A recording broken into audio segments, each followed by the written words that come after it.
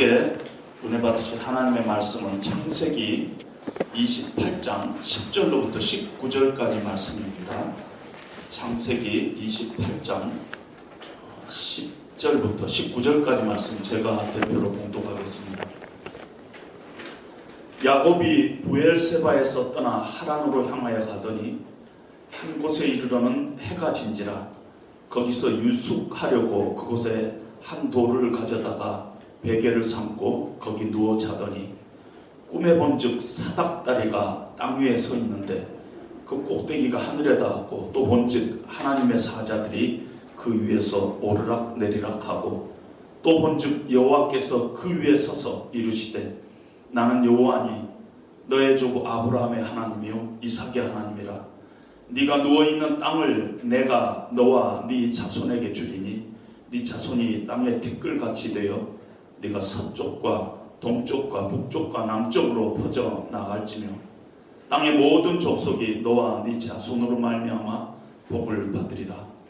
내가 너와 함께 있어 네가 어디로 가든지 너를 지키며 너를 이끌어 이 땅으로 돌아오게 할지라. 내가 네게 허락한 것을 다 이루기까지 너를 떠나지 아니하리라 하신지라. 야곱이 잠이 깨어 이르되 여호와께서 과연 여기 계시거늘 내가 알지 못하였도다. 이에 두려워하여 이르되 두렵도다. 이곳이여 이것은 다름 아닌 하나님의 집이요 이는 하늘의 문이로다 하고 야곱이 아침에 일찍 일어나 베개로 삼았던 돌을 가져다가 기둥으로 세우고 그 위에 기름을 붓고 그곳 이름을 베델이라 하였더라. 이 성의 옛 이름은 루스더라. 아멘. 이 시간 돌을 쌓는다고 집이 되지는 않는다 하는 제목으로 김대경 목사님 나오셔서 말씀 전해 주시겠습니다.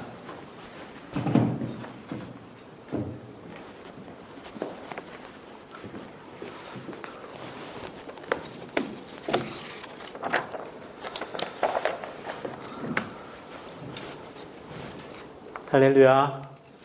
아멘. 네. 여러분과 함께 예배드릴 수 있어서 너무나도 기쁘고 또 하나님께 감사를 드립니다. 우리 하나님 말씀 나누도록 하겠습니다. 메시지 성경 아시나요? 네, 메시지 성경을 쓰신 유진 피터슨 목사님이라고 계십니다. 목사님께서 쓰신 여러 가지의 책 중에서 다윗 현실에 뿌리 박은 영성이라는 책이 있습니다. 이 책에서 목사님은 다윗이 사울 왕을 피해서 다녔던 엔게디 광야가 궁금해서 직접 찾아가 보았다고 합니다. 가서 높은 절벽에도 올라가 보고 깊은 동굴에도 들어가 보면서 이 다윗은 어떻게 이렇게 척박하고 황량한 땅에서 목숨을 부지하고 살았을까 그런 생각이 들었다고 합니다. 그렇게 광야를 다 돌아보고 나서 목사님은 이렇게 책에 이야기하십니다. 다윗은 광야에서 인생을 시작한 것도 아니고 또 광야에서 인생을 마친 것도 아니다. 그러나 그는 광야에서 대단히 의미 있는 세월을 보냈다. 모든 사람, 최소한 하나님과 관계를 맺고 있는 모든 사람은 광야에서 얼마간 시간을 보내기 마련이다. 그렇습니다. 하나님의 사람은 누구나 한 명 예외 없이 광야의 시간을 보내기 마련입니다. 왜 그렇습니까?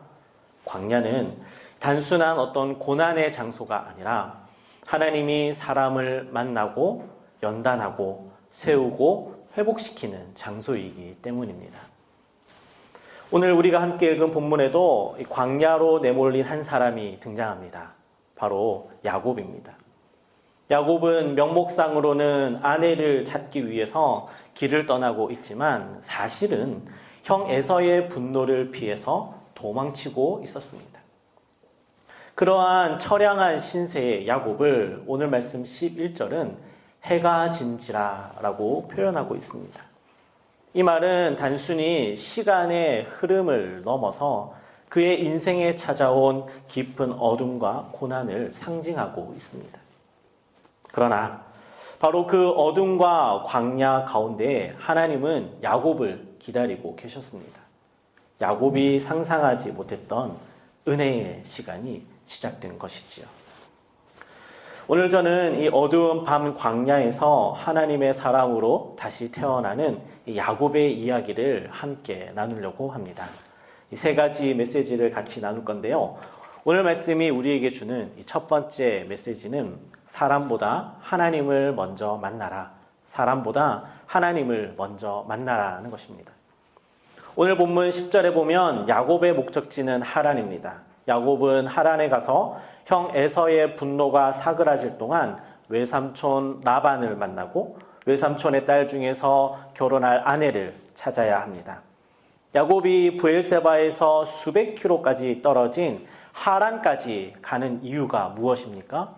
사람을 만나기 위해서입니다. 그런데 오늘 말씀은 야곱이 하란에서 만나야 할 사람보다 더 시급하게 만나야 할 분이 있다라고 말하고 있습니다.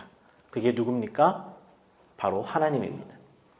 하나님을 만나지 않고는 속이는 인생, 욕심 가득한 인생, 이 잔꾀로 살아가는 인생, 도망치는 인생, 이것을 끝내고 정리하고 해결할 수 있는 길이 없기 때문입니다. 그래서 하나님은 지금 광야에서 야곱을 기다리고 계신 것입니다. 야곱은 꿈속에서 하나님을 만나게 됩니다. 하늘과 땅을 이어주는 사닥다리를 보았고 그 사닥다리를 오르락내리락 하는 하나님의 사자들을 보고 또 그 사닥다리 위에 서 계신 하나님을 보았습니다. 야곱은 이때까지 땅의 축복만 있는 줄 알았습니다. 장자의 축복을 받으면 아버지의 유산을 2배로 받을 수 있기에 그것을 쟁취하려고 인생을 다 바쳤습니다. 그러나 이 꿈속에서 그는 이제 하늘의 세계가 있음을 깨닫게 됩니다. 하나님이 계시다는 것. 땅이 전부가 아니고 하늘이 있고 이 땅에 복이 전부가 아니라 하늘에 복이 있으며 내가 주도하는 삶이 아니라 하나님이 주관하시는 삶이 있다는 것을 깨닫게 됩니다. 사람을 만나기 위해 길을 떠났던 야곱은 사람보다 하나님을 먼저 만납니다. 그리고 우리가 잘 알다시피 야곱은 저 뒤에 29장에 가면 하나님의 선한 인도하심 속에서 야곱은 그가 만나야 할 사람들을 한 명 한 명 만나게 됩니다. 그의 외삼촌 라반을 만나게 되고 그의 아내 라헬도 만나게 됩니다. 여러분, 하나님을 먼저 만난다고 만나야 할 사람을 못 만나는 것 아닙니다. 오히려 하나님을 먼저 만날 때 하나님은 우리가 만나야 할 사람들을 더 선한 길로 인도해 주셔서 만나게 해 주십니다. 그런데 사람을 먼저 만나면 하나님을 만나지 못할 수도 있습니다. 누가복음 15장에 가면 탕자의 비유가 나옵니다. 아버지의 유산을 받아서 집을 떠났던 둘째 아들이 있습니다. 그는 세상에 나아갑니다. 세상에 나아가 누구를 만날까요? 여러 종류의 사람을 만나게 됩니다. 사람을 먼저 만난 것입니다. 결국 어떻게 됩니까? 그는 빈 털터리가 되고 맙니다. 광야로 내몰리게 되는 것이죠. 그제서야 아버지가 기억나서 집으로 돌아옵니다. 그때 아버지는 아들을 기다리고 있다가 아들이 저 멀리에서 오는 것을 보자 달려가 입을 맞추고 목을 끌어안고 그를 반겨줍니다. 탕자가 집으로 돌아올 때 가장 먼저 만난 사람은 그의 아버지였습니다. 만일 그가 형을 먼저 만났더라면 어떻게 되었을까요? 아마 모진 비난을 받고 정죄를 받고 어쩌면 돌에 맞았을지도 모릅니다. 그러나 아버지를 먼저 만났기에 용서와 회복을 경험할 수 있었습니다. 우리도 마찬가지입니다. 우리도 하나님을 먼저 만나야 한다는 겁니다. 사랑하는 여러분, 광야 같은 인생길에서 우리는 나를 도와줄 사람이 없는지 여기저기를 기웃거립니다. 우리는 사람만 찾는 것이 아니라 어디에 돈이 있을지, 어디에 명예가 있을지, 권력과 인기가 있을지 그러한 것들을 먼저 찾을 수 있습니다. 그런데 우리는 하나님을 먼저 만나야 합니다. 특별히 우리는 예수님을 먼저 만나야 합니다. 예수님은 나로 말미암지 않고는 아버지께로 올 자가 없다 라고 말씀하셨습니다. 예수님을 만나야 하나님께로 나아가 만날 수 있기 때문입니다. 바라옵기는 여기에 모인 우리 모두는 수고하고 무거운 짐진 인생 광야에서 구원자 되시는 예수님을 먼저 만나고 예수님을 통해 하나님 아버지를 만나는 은혜가 있기를 우리 주 예수 그리스도 이름으로 축복합니다. 아멘. 오늘 말씀이 우리에게 주는 이 두 번째 메시지는 은혜가 회개보다 먼저다. 은혜가 회개보다 먼저다라는 것입니다. 오늘 본문에 보면 하나님께서 사닥다리 위에서 야곱에게 말씀하시는데 그동안 야곱이 저질렀던 속임수와 죄악, 못된 행동에 대해서는 단 한마디도 언급하지 않으십니다. 야곱, 너 이러면 돼? 이렇게 질책하실 법한데 전혀 그런 말이 나오지 않는다는 것입니다. 대신 야곱에게 풍성한 약속을 선포하고 계십니다. 저는 말씀을 묵상하면서 이런 하나님의 인자하심이 선뜻 이해되지 않았습니다. 왜냐하면 지금 우리가 읽고 있는 창세기 28장, 그러니까 창세기 1장부터 28장까지를 읽어보면 하나님께서는 죄를 짓고 악을 행하는 자들을 심판하셨기 때문입니다. 아담과 하와는 범죄한 후에 에덴 동산에서 쫓겨났고 가인은 에서를 죽이고 유리하는 자가 되었으며 노아 시대의 사람들은 홍수로 심판받았고 바벨탑을 쌓던 사람들은 온 땅에 흩어졌습니다. 그런데 지금 야곱은 그렇지가 않더라는 것입니다. 왜 그럴까 한참을 묵상했습니다. 한참을 묵상하던 가운데에 제 눈에 들어왔던 하나의 구절이 있습니다. 하나님이 야곱에게 건넨 첫 마디 13절에 이렇게 써 있습니다. 나는 여호와니 너의 조부 아브라함의 하나님이요 이삭의 하나님이라. 여러분 이상하지 않습니까? 우리가 성경을 읽다 보면 아브라함의 하나님, 이삭의 하나님, 야곱의 하나님 이렇게 야곱까지 들어가는 것을 많이 보는데 오늘 이 말씀에는 야곱의 하나님이란 말이 등장하지 않습니다. 오히려 오늘 이곳에는 나는 여호와라 라고만 이야기하고 계십니다. 무언가 하나님께서 야곱에게 자기 자신을 소개하는 듯한 느낌이 들더라는 것이죠. 왜 이럴까요? 이유는 분명합니다. 야곱은 아직 하나님의 사람이 아니기 때문입니다. 하나님은 야곱을 그의 조부 아브라함과 그의 아버지 이삭처럼 자녀로 삼기 원하셨습니다. 그래서 하나님은 그가 철저히 회개했기 때문에 그를 부르고 있는 것이 아닙니다. 하나님께서는 그를 자녀로 삼고 싶으셔서 그에게 은혜를 먼저 베풀고 그의 삶이 변화되기를 기대하신 것이죠. 회개가 은혜보다 먼저 가는 것. 그거 하나님이 행하시는 방법이 아닙니다. 은혜가 먼저 가고 회개가 뒤따라오는 것. 그게 하나님께서 일하시는 방법입니다. 오늘 말씀에도 그렇습니다. 너의 조부 아브라함의 하나님, 너의 또 이삭의 하나님, 이 말이 무슨 뜻이겠습니까? 아브라함이 약속의 땅에 갔으나 흉년이 들어 애굽으로 내려갔을 때 하나님은 너 그러면 안 돼 라고 질책하지 않으시고 그에게 은혜를 베풀어 주십니다. 그를 보호해 주시고 애굽에서 많은 재산을 얻게 하시고 다시 가나안 땅으로 돌아올 수 있도록 인도해 주십니다. 이삭도 마찬가지입니다. 흉년이 들어서 그도 애굽으로 내려가려고 할 때 하나님께서는 그를 그랄 땅에 머물라 하셨고 그 땅에서 100배의 소출을 얻는 축복을 먼저 내려주십니다.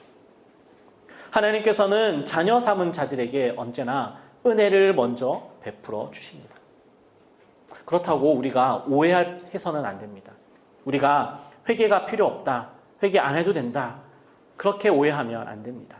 그러나 우리가 기억해야 할 것은 진정으로 하나님 앞에 회개가 언제 나오느냐, 우리가 먼저 하나님의 크신 은혜를 입었다는 것을 깨달을 때 그때 참 회개가 터져 나온다는 것입니다.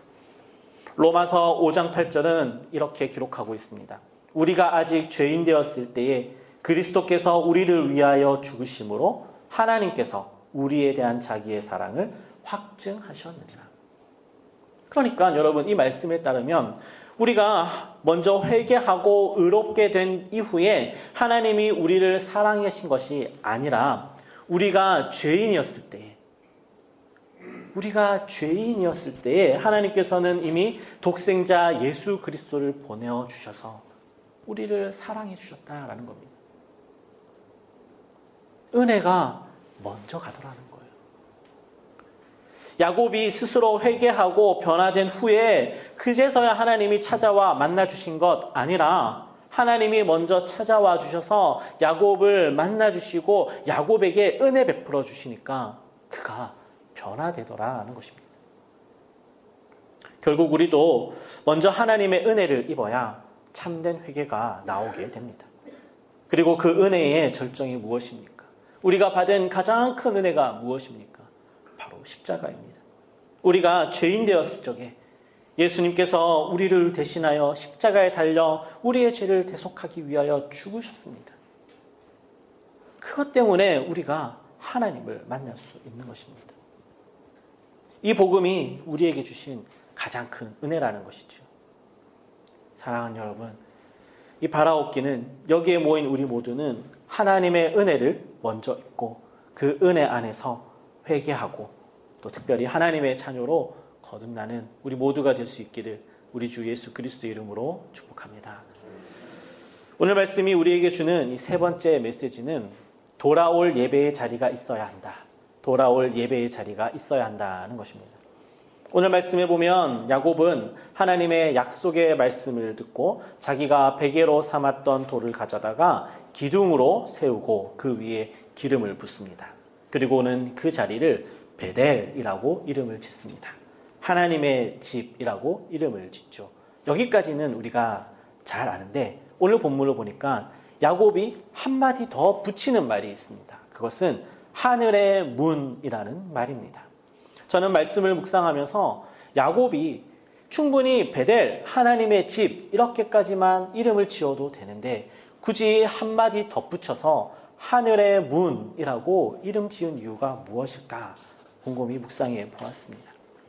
그랬더니 문이라는 게 두 가지 의미가 있다는 것을 알게 되었습니다. 첫 번째로 문은 단순히 집 안과 집 밖을 구분해내는 경계를 의미하는 것이 아니라 다시 돌아오는 약속을 의미하더라는 것을 깨닫게 되었습니다.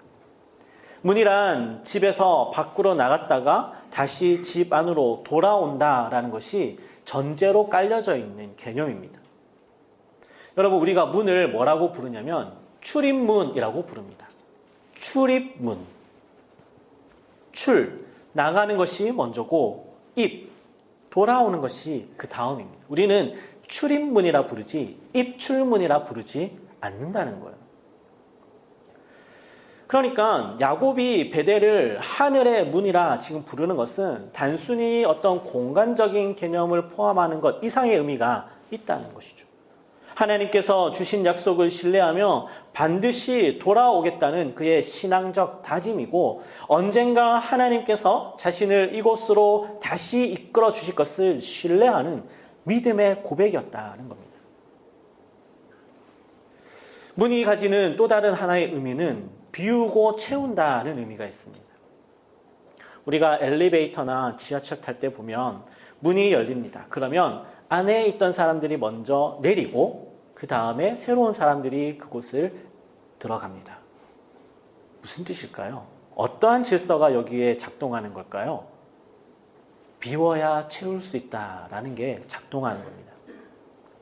야곱이 베델을 하늘의 문이라 부른 것은 지금까지의 자신의 못난 삶, 내 욕심, 내 자아, 내 모든 그런 원하는 바, 소원들, 나를 위해서 살았던 그 모든 삶을 내려놓고 하나님께서 약속하시는 새로운 삶, 그것으로 채우겠다라는 마음을 담고 있다는 것이죠. 우리가 잘 알다시피 세월이 많이 흐른 후 20년이 흐른 후 야곱은 다시 이곳으로 돌아옵니다. 지팡이 하나 들고 떠났던 야곱이 어떻게 돌아옵니까? 야곱은 결혼을 해서 가정을 이루고 자녀를 많이 낳고 많은 재산을 모아서 하나님의 약속대로 가득 채워진 삶을 가지고 이 자리로 돌아옵니다. 하늘의 문을 열고 하나님의 집을 떠났던 야곱은 하늘의 문을 열고 다시 하나님의 집으로 돌아오는 것이죠. 저는 이렇게 나갔다가 돌아오고 비우고 채우는 하늘의 문이 예배라고 생각합니다. 야곱이 삼촌 라반의 집에서 고되게 일한 후에 돌아온 곳이 베델이듯이 우리가 세상에서 치열하게 살다가 돌아와야 하는 곳, 그곳이 어딘가 바로 예배의 자리라는 것입니다. 뿐만 아니라 세상의 것을 내려놓고 하나님의 것으로 채우는 시간, 땅의 것을 내려놓고 하늘로 채우는 시간, 옛사람을 내려놓고 새 사람으로 거듭나는 시간, 그 시간이 바로 예배라는 것이죠. 그러므로 오늘 우리가 함께 예배하는 지금 이곳, 이 시간이 베델이라는 것입니다. 누가복음 15장에 보면 아버지의 유산을 받아서 떠났던 둘째 아들은 결국 집으로 돌아옵니다. 집으로 오니까 그는 좋은 옷을 입고 반지를 끼고 신을 신게 됩니다. 그리고 무엇보다 오랫동안 굶주렸던 배를 채울 수 있게 됩니다. 집이란 그렇게 돌아오는 곳이고 돌아오면 채움을 받는 곳입니다. 그리고 아버지는 그를 기쁨으로 맞이하며 큰 잔치를 배설합니다. 그게 바로 예배입니다. 내 모든 허물이 가리움을 받고 내 모든 죄가 용서받고 나는 종으로 돌아왔으나 자녀가 되는 기쁨을 얻고 아버지의 기쁨에 동참하는 것, 그게 예배라는 것입니다. 사랑하는 여러분, 우리가 하나님의 자녀라면 항상 하나님의 집으로 또 예배의 자리로 돌아와야 합니다. 우리가 하나님의 집으로 돌아오면 우리의 아버지 하나님께서 좋은 것으로 채워주시고 만족을 주시고 기쁨을 회복시키시고 굶주린 배를 채워주시고 우리의 영혼을 소생시켜 주십니다. 우리가 예배의 자리로 돌아올 때 우리는 하나님을 찬양하고 십자가 구원의 은혜를 입고 하나님께서 공급해 주시는 놀라운 축복을 약속받게 됩니다. 사랑하는 여러분, 예배의 자리로 우리가 늘 돌아와야 합니다. 돌아와서 세상의 것들을 비우고 하늘의 것들로 채우며 다시 세상으로 나아가야 합니다. 바라옵기는 우리는 어떠한 상황과 형편에 있든지 항상 예배의 자리로 돌아와 하나님께서 채워주시는 기쁨과 감사가 흘러넘치는 이 복된 삶을 살아갈 수 있기를 우리 주 예수 그리스도의 이름으로 축복합니다. 말씀을 맺겠습니다. 돌을 쌓는다고 집이 되지는 않습니다. 돌을 막 쌓는다고 저절로 집이 되지 않는다는 것이죠. 탑이 될 뿐입니다. 돌탑. 이 세상 명예와 권력, 돈과 재물, 명성과 인기, 그런 것을 아무리 쌓는다 하여도 그것은 결국 바벨탑과 같이 하나님 없이 스스로를 높이려는 교만이 될 뿐입니다. 우상 숭배가 될 뿐입니다. 오늘 말씀의 야곱은 그런 세상의 것을 사모하다가 광야로 쫓겨나게 되었습니다. 그러나 하나님은 그 광야에서 야곱을 만나 주셨고 그를 하나님의 사람으로 다시 세우셨고 그에게 약속을 주셔서 예배자로 서게 하셨습니다. 그렇게 하나님 앞에서 야곱이 세운 돌 하나가 베델, 하나님의 집이 되었습니다. 사랑하는 여러분, 우리는 지금 무엇을 쌓고 있습니까? 세상의 복을 쌓으려다 광야로 내몰리지는 않았습니까? 그렇다면 우리는 하나님을 먼저 만나고 하나님의 은혜를 받고 예배의 자리로 돌아와야 합니다. 바라옵기는 우리가 서 있는 이 삶의 자리가, 이 삶의 광야가 베델, 하나님의 집이 될 수 있기를 우리 주 예수 그리스도의 이름으로 축복합니다. 아멘. 기도하겠습니다. 하나님, 오늘 말씀 들려주셔서 감사합니다. 우리가 서 있는 곳이 비록 광야라 할지라도 그곳에 하나님이 임재하여 계시고 하나님의 은혜가 있고 예배가 드려지는 베델, 하나님의 집이 되게 하여 주옵소서. 예수님의 이름으로 기도합니다. 아멘.